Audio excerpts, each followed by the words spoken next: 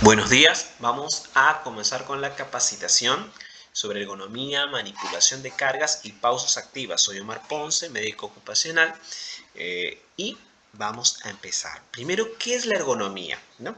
De manera sencilla, la ergonomía simplemente es el estudio del trabajo de la actividad, ¿no es cierto? Ergono, trabajo, actividad; nomía, estudio, normas o leyes. Es el estudio del trabajo. Es una ciencia que busca mejorar y hacer óptima la interacción entre trabajo, máquina, si existiese, el ambiente de trabajo. ¿Para qué? Para que la persona tenga los menos riesgos para su salud, evidentemente mejorando el estrés y fatiga, y que no existan consecuencias nocivas a la salud, entiéndose por salud toda la parte al bienestar de la persona de manera general, producto de la interacción que tiene con el trabajo, ¿no? Vemos allí, por ejemplo, aquí, de que existe una triada, ¿no?, entre el trabajador, el lugar del trabajo y diseño del puesto de trabajo.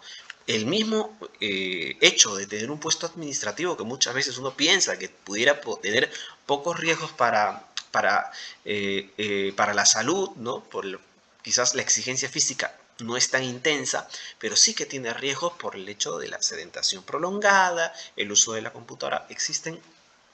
Se considera que todo puesto de trabajo tiene riesgos, por más sencillo que parezca. ¿Qué hace la ergonomía? Diseña el trabajo para ajustarse al trabajador, ajusta las herramientas de trabajo al trabajador y ajusta el lugar de trabajo, buscando pues que la optimización de la actividad productiva y que no existan lesiones para las personas. Existe una triada de interacción, ¿no? Trabajador, entorno y trabajo, ¿no? ¿Qué es lo que buscamos? Lugares de trabajo sanos. ¿Qué tenemos que tener en cuenta? Tenemos que tener en cuenta algo que es importante. Todos somos diferentes. Existen personas que son más altas, existen personas que son más bajitas, unas que son más gorditas, otras que son flaquitas. Entonces, lo que busca también la ergonomía es que todo esto se optimice y que haya una interacción adecuada entre el puesto de trabajo y el trabajador. Las personas son diferentes y esa diferencia tiene que ver con visión, alcance, fuerza. Es diferente la fuerza que pueda tener un enfermero de 1,80 m con una enfermera de 1,50 m para la movilización de los pacientes COVID, ¿ya? Entonces ahí tiene que ver la ergonomía para poder garantizar de que esta interacción, cuando estas dos personas movilizan a un paciente que no puede hacerlo por sí mismo, sea en las mejores condiciones y no exista riesgo de lesiones. Capacidad aeróbica. Es diferente una persona que haya nacido y crecido en el Ande, en altura geográfica, es diferente su rendimiento al ejercicio aeróbico, si él tiene que caminar gran cantidad de trecho, a una persona que ha nacido al nivel del mar. Ellos tienen mayor carga volumétrica pulmonar, pueden responder mejor. Eso tiene que ver con la capacidad aeróbica. Tendones, ligamentos. Si yo nunca he hecho ejercicio o he tenido muy poca actividad física, mis tendones van a ser más delgados que mi compañero que toda la vida ha trabajado en la parte de construcción. Es más probable que yo me lesione. Todo eso tiene que tener en consideración lo que la ergonomía, tolerancia al calor, alcance del movimiento. Es diferente una persona, esta misma persona de 1,50 m, de 1,80 m, si su trabajo es, por ejemplo, reponer botellas de gaseosa en metro o en wonk, tienen que elevar el brazo y ese es un factor de riesgo. Entonces, todo esto tiene que ver la ergonomía, considerar para participar del diseño de trabajo y de que este diseño de trabajo tenga los menores riesgos y que exista una interacción saludable produciendo un puesto de trabajo sano, ¿no? Trabajo, hay muchísimos tipos de trabajo. Ustedes tienen un trabajo que es exigente físicamente, involucra deambulación, subida a torre, manipulación de cargas, manipulación de objetos en pinza, trabajo de cuclillas. Todas estas condiciones pues son actividades que exigen físicamente al trabajador. Tenemos que ver cuando estudiemos un trabajo, cuando ustedes vayan de cara a un trabajo, ver la intensidad, frecuencia y duración de las tareas que realizan. Lo que queremos es diseñar un puesto de trabajo sano. ¿no? Y tenemos que tener en consideración cosas como el plano del trabajo. Existe, eso está normado, perdón, eso está más o menos establecido. ¿A qué plano es más cómodo trabajar? ¿Ya? ¿A qué distancia tiene que estar un mouse? ¿A qué distancia tiene que estar la pantalla de la computadora? ¿Cuál es la disposición de los archivadores? Todo eso, para organizar todo eso ya existen pues libros, existen normas internacionales que tratan de orientar, ¿no?, sobre este tipo de actividades y cómo diseñar el puesto. Ya tenemos que ver la organización. Es diferente si yo le digo a lo que pasaba en una fábrica de conservas, que siempre digo, ¿no?, que la persona tenía que hacer movimiento de rotación de columna de manera muy frecuente. Terminó lesionándose, ¿no? Tenemos que ver la duración y distribución del trabajo, cómo está distribuido. Es uno solo para hacer muchísimas cosas, pues no es ergonómicamente adecuado. El contenido de la tarea es mucho, es sobrecarga del trabajo también, el ritmo de trabajo.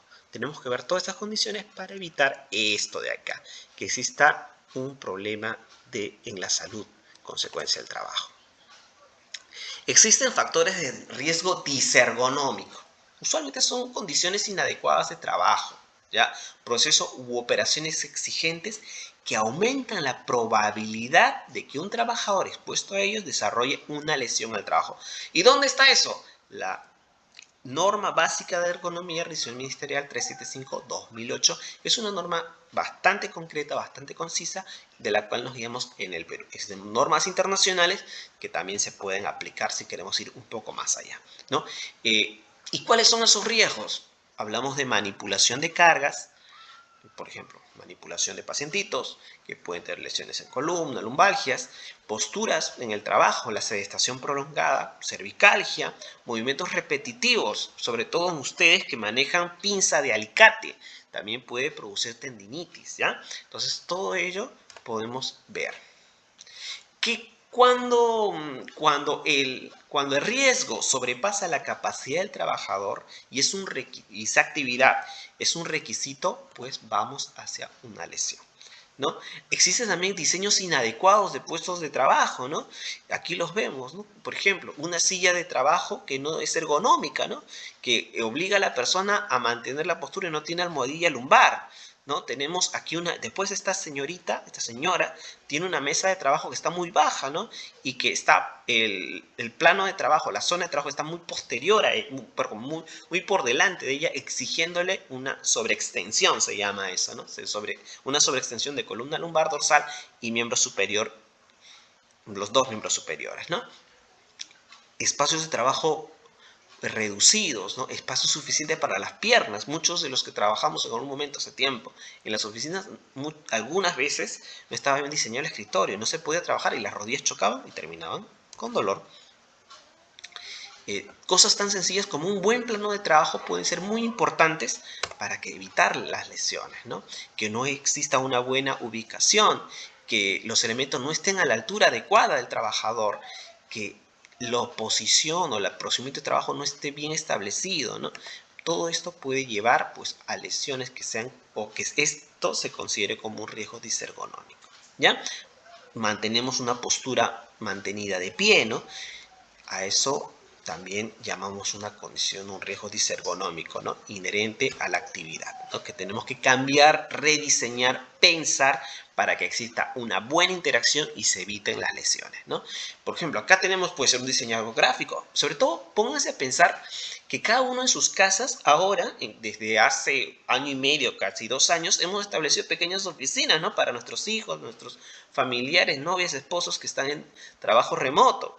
Entonces, por allí también ven que la ergonomía no solamente está en el trabajo, sino está a todo nivel, ¿no? Porque más que en el trabajo tiene que ver con la actividad que se realiza, ¿ya? Pero volviendo al trabajo, aquí tenemos esta persona que está haciendo una rotación de columna lumbar que es que exige mucho a una musculatura que para ese movimiento tiene poca reserva, ¿no? Produciendo la rotación de columna lumbar puede producir o es una causa muy frecuente de lumbalgias, ¿ya?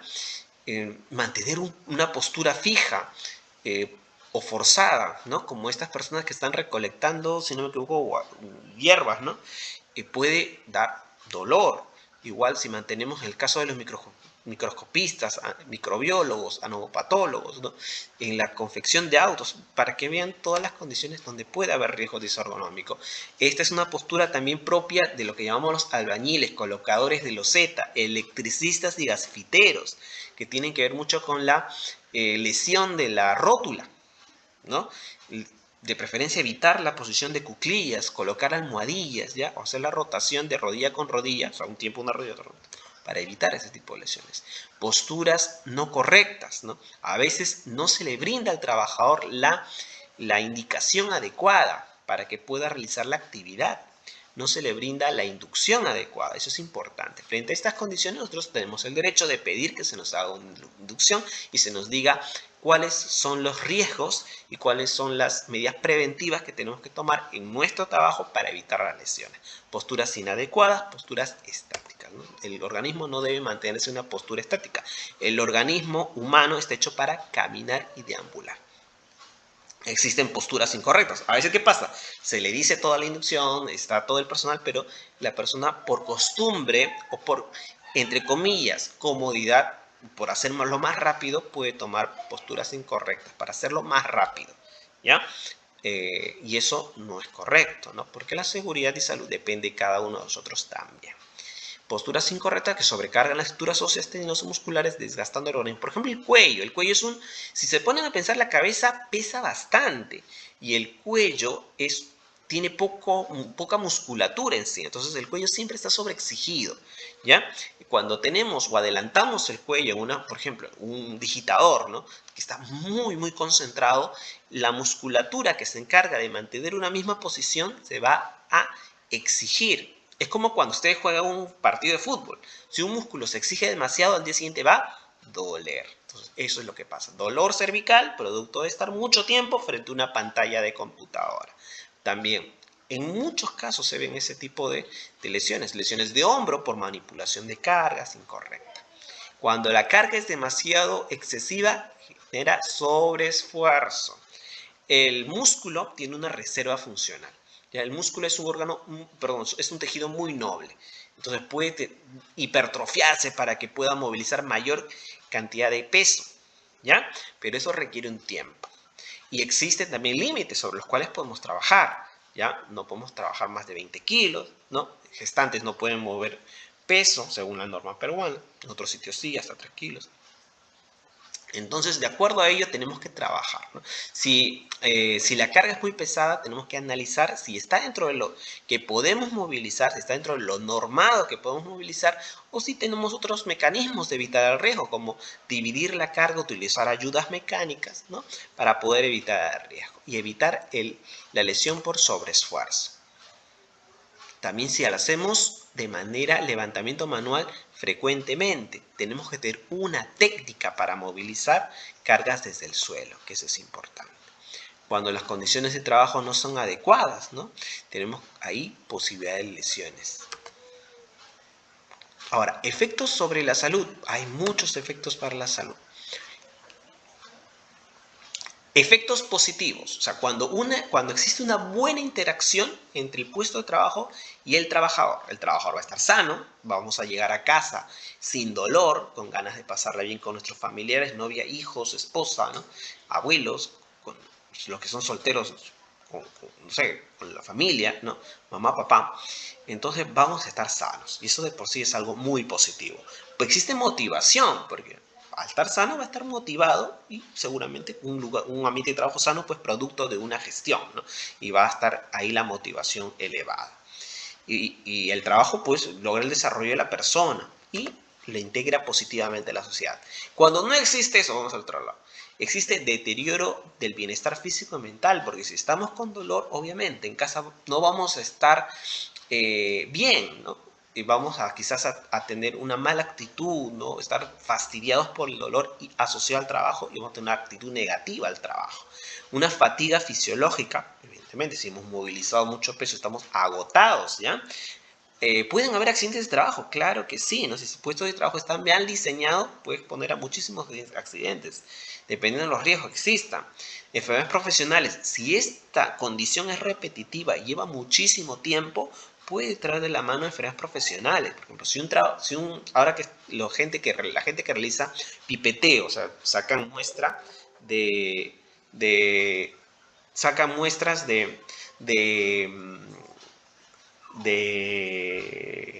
para hacer la prueba PCR, para PCR, ellos utilizan una micropipeta, o esa micropipeta hay que moverla con el pulgar, muchas veces, ¿se acuerdan de esos lapiceros que son de tinta, ¿no? Que uno aprieta la parte superior y sale la punta? Es similar, pero háganlo todo el día. Entonces produce una tendinitis, llamada tendinitis de Kervain, que es una enfermedad profesional. Entonces pueden estar expuestos a eso. Envejecimiento prematuro también, ¿no? Pueden ver ustedes, las personas que vayan a ver la gente que ha desarrollado actividades en lo que es construcción durante mucho tiempo sin medidas de protección. Entonces tienen un deterioro prematuro. ¿Ya? Diferente esperanza de vida, pueden haber disminuciones también, no siempre, y muerte por causa laboral en extremis, ¿no es cierto? ¿Qué provoca la aparición de trastornos musculoesqueléticos? ¿No? Y sobreestiramiento, puede también sobreesfuerzo, posturas forzadas, ¿no? Casi siempre el primer síntoma es el dolor, ¿no? Factor de riesgo, ya lo vimos, ¿no? Sobre qué es un factor de riesgo, y tiene que ver con manejo de carga, trabajo repetido, sobrecarga postural, factores individuales, ¿no? La masa muscular mayor o menor exista, ¿ya? Factores psicosociales también, factores ambientales. Las lesiones musculoesqueléticas son enfermedades que no necesariamente son ocupacionales, pueden serlo, algunas sí, ¿no? Que pueden afectar tejidos blandos, tectones y músculos, ¿ya? Vasos sanguíneos y nervios. Y nervios, producto pues de la interacción inadecuada con el trabajo, ¿ya? El sistema esquelético, como sabemos, tiene funciones: rigidez, soporte, da forma al cuerpo, protege órganos y es un depósito de materiales.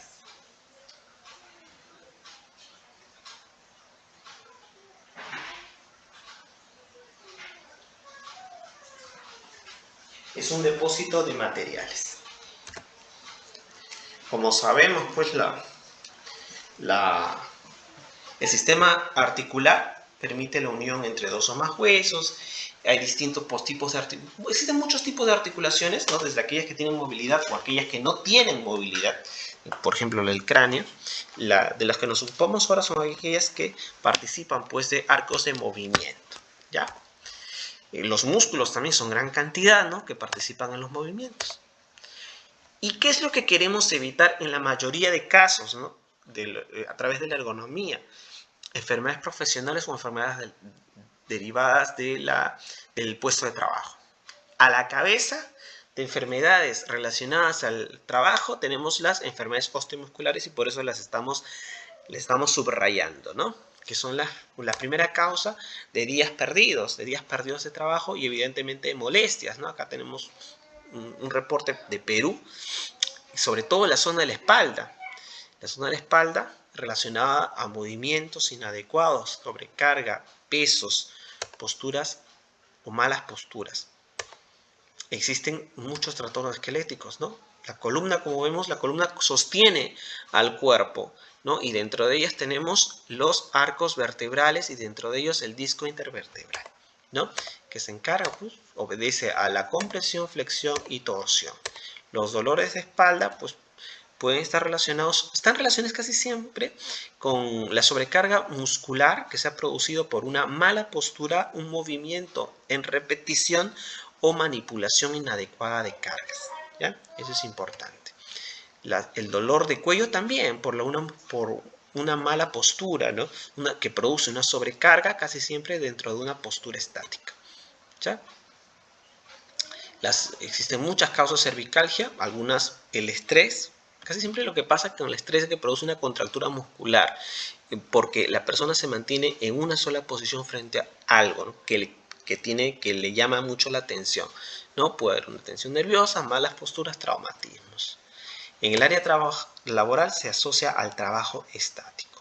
La lumbalgia, zona de dolor, sensación de dolor, ¿no? En la región de la columna, asociado a articulaciones facetarias, donde se insertan los músculos de la columna vertebral, y está asociada al trabajo pesado, levantamiento de carga, alta demanda de fuerza y sobrecarga postural. Y aquí vamos a hablar algo muy pequeñito sobre la hernia del núcleo pulposo. La hernia del núcleo pulposo es excepcional, ¿ya? Muchas veces escuchamos que las personas dicen, tengo una hernia producto del trabajo. Muchas veces las personas tienen hernias del núcleo pulposo sin haber movilizado pesos. Cuando se hizo un estudio y se llevó una cantidad de fallecidos por diferentes causas y se les hizo la detección de hernias, un 5% tenía hernias y no necesariamente estaba en relación a su actividad física, porque tiene que ver mucho las características propias de la consistencia del anillo fibroso. Lo cual no quita de que efectivamente pueden haber casos en los cuales la hernia sea producto del trabajo, que son casos muy contados, sobre todo en exposiciones a vibración, martillos neumáticos, niveladoras, motochancadoras, ¿no? A nivel casi siempre de mina o industrial, ¿ya? Son casos específicos. Demostrar que una hernia es producto del trabajo es un tema de peritaje, ¿no? Casi siempre lo que vemos es que las lumbalgias sí están asociadas al trabajo, ¿no? La hernia sí sería hablar a mayores. Toda actividad requiere una formación. Todo procedimiento requiere toda actividad, requiere un método, un procedimiento que debe ser diseñado para que derive en el menor riesgo para el trabajador y que optimice la actividad o el trabajo de esta persona, ¿ya?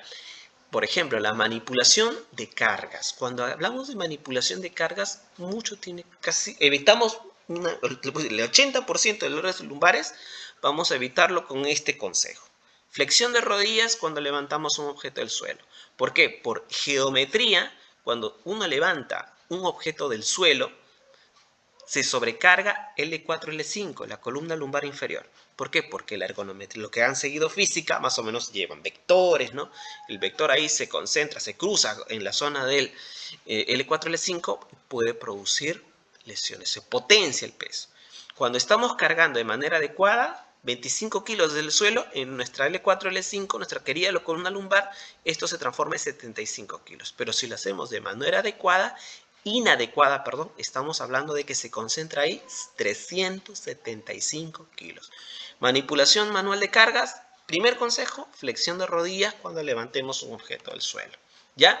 Siempre tenemos que tenerlos. Cuando movilizamos un peso, primero tenemos que planificar la movilización. ¿Para qué? Para verificar que en el trayecto en el cual desarrollemos la actividad de movilización de una carga no existan objetos que nos puedan hacer tropezar o que nos obliguen a depositar la carga en el suelo para limpiar y poder continuar, porque eso es peligroso y sobrecarga a la columna, a los brazos y a las rodillas. Entonces tenemos que ver primero de que la ruta esté libre de riesgos de caída, esté libre de obstáculos que tengamos que sortear. Una vez que hemos despejado, podemos movilizar la carga, siempre tratando de que esté lo más cerca a nuestro cuerpo, con los codos doblados en 90 grados, ¿ya? No tenemos que evitar los movimientos de rotación de cuerpo. Este movimiento tiene que ser evitado, porque es uno de los que más lesiona la columna lumbar y produce lumbalgias, ¿ya? Los pies tienen que estar a la altura de los hombros, ¿ya? Es decir, si vamos a manipular un objeto con aristas, usar los guantes, ¿ya?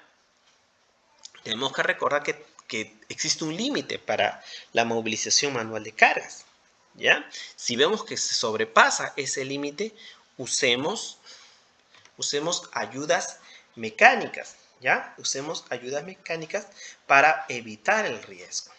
Eso es importante. A veces existen cochecitos, a veces existen ayudas eléctricas. Eso es importante para poder evitar. Podemos fraccionar la carga. Podemos fraccionar la carga. Decirle a nuestros compañeros que es importante, que para evitar el riesgo vamos si la carga pesa 70 kilos, a dividirla, ¿ya? En el Perú, la norma 375, la que estamos hablando, indica de que los hombres pueden cargar máximo 25, las mujeres 15 kilos, ¿ya? Trabajadores sanos debidamente capacitados, máximo 40 kilos y de manera esporádica. Las mujeres gestantes, 0 kilos, 0 gramos, ¿ya? Según lo que dice la norma peruana, ¿ya? Entonces es importante.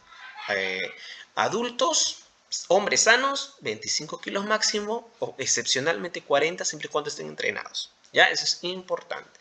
Tenemos que tener en cuenta que no hay que sobrecargarse, ¿ya? Hay que tomar las cosas con calma y ayudarlas o dividir la carga, ¿ya? Eso es importante. Son pequeñas observaciones para evitar las lesiones, ¿ya?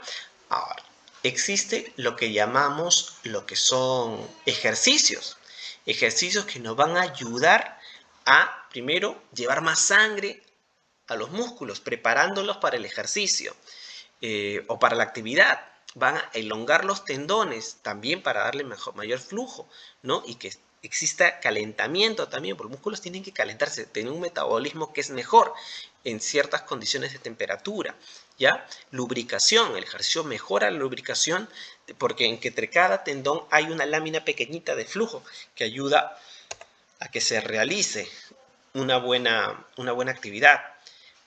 Y son nuestras amigas las pausas activas. Las pausas activas son nuestras amigas y una forma de evitar las lesiones musculoesqueléticas. Primero, mejora el estado de ánimo. ¿Por qué? Porque nosotros podemos aprovechar esta pausa para agradecer lo que decimos en otros lugares. Agradecemos que estamos aquí y ahora, después de una pandemia que ha sido terrible. Estamos con trabajo y vamos a empezar un día, ¿ya? Mejora el esquema corporal, mejoramos la postura, aumenta nuestra flexibilidad, mejora el estrés laboral también, ¿ya? Ahí descargamos mucha tensión, previene las lesiones musculoesqueléticas y mejora la actitud para enfrentar el día de trabajo. También mejora el trabajo en equipo, ¿no? Porque si son equipos combinados, el hecho de bromear, el hecho de, si lo hacemos con música, nos va a relajar también y nos va a dar un mejor ambiente de trabajo, ¿ya? Estos ejercicios provocan aumento de flujo de sangre a los músculos, lubricación de las articulaciones y nos preparan para la actividad laboral. Existen muchos tipos de pausas activas. Ustedes pueden entrar a YouTube y van a encontrar cantidad, ¿ya? Vamos a hablar de las más sencillas, las más comunes. Por ejemplo, para movilidad de tobillo, 5 círculos, derecha e izquierda, y el mismo con el otro pie. Movilidad de rodilla, llevar el pie hacia atrás 10 veces y repetir al lado contrario. Movilidad de cadera, 10 veces hacia atrás, 10 veces adelante de manera suave, ¿ya? Nunca girar, nunca hacer ejercicios de rotación, sino hacia adelante y hacia atrás, ¿ya? Movilidad de dedos, aquí como este compañero que está abriendo y cerrando las manos varias veces. Movilidad de codo, extensión de codo, simulando el gesto del codo de manera suave durante 10 movimientos de un lado, 10 minutos. También podemos mejorar la movilidad de hombros elevando el brazo, similar a un ejercicio hacia arriba y 10 repeticiones por brazo, ¿ya? También tenemos ejercicios de elongación. Estiran los músculos. Por ejemplo, este tipo es para elongación de aductores y tenemos que mantener esa postura durante 15 segundos. Y después al lado contrario, 15 segundos. Este ejercicio es muy bueno para el estiramiento de los flexores, que ayuda sobre todo a ustedes que manipulan mucho lo que son alicates. Ayuda mucho, ¿ya? Se mantiene esa postura de 15 segundos y después se cambia a la otra mano. Este también es muy bueno. Mantenemos durante 15 segundos. Estos lo recomendaría sobre todo para ustedes que realizan actividades de pinza con alicate, pelando cables, de ese tipo. ¿Ya? Ayuda mucho para mejorar la irrigación y mejora el estiramiento de los tendones de los músculos flexores y extensores de la mano. Este es muy bueno para la espalda y hombro. Mantenemos esa postura durante 15 segundos. Después tenemos este de aquí, flexionamos el cuello, mantenemos 15 segundos. Y este para lo que es la columna también, de la espalda. 15 segundos y nos levantamos. Este ya si les gusta trabajar con su compañero, espalda con espalda y levantamos las piernas 10 veces como marchando. Con la derecha y con la izquierda. ¿Ya? Estas es más o menos las pausas activas que uno puede hacer. Se recomienda que uno haga una pausa activa al inicio, perdón, una calistenia, ¿no? Al ingreso, preparándonos y después cada 2 horas. ¿ya? Así nos relajamos, mejoramos el trabajo de equipo, tenemos una mejor actitud en el trabajo y logramos pues evitar trastornos musculoesqueléticos. Es importante. Muchos chicos jóvenes no sienten las molestias, ¿no? Y a veces se pueden exceder, solo todos lo vemos en la parte de construcción, ¿no? Pero posteriormente esas pequeñas lesiones se van acumulando y dando pues que al final, que a los 50, 40 años tengamos dolores, que es lo que queremos evitar. ¿Ya, chicos? Muchísimas gracias por su atención. Hagamos nuestras pausas activas, tengamos en consideración lo que es la ergonomía para que podamos desarrollar nuestras actividades de trabajo de la mejor manera posible con una buena interacción frente al trabajo, puesto de trabajo, diseño y trabajador. Muchas gracias. Hasta luego.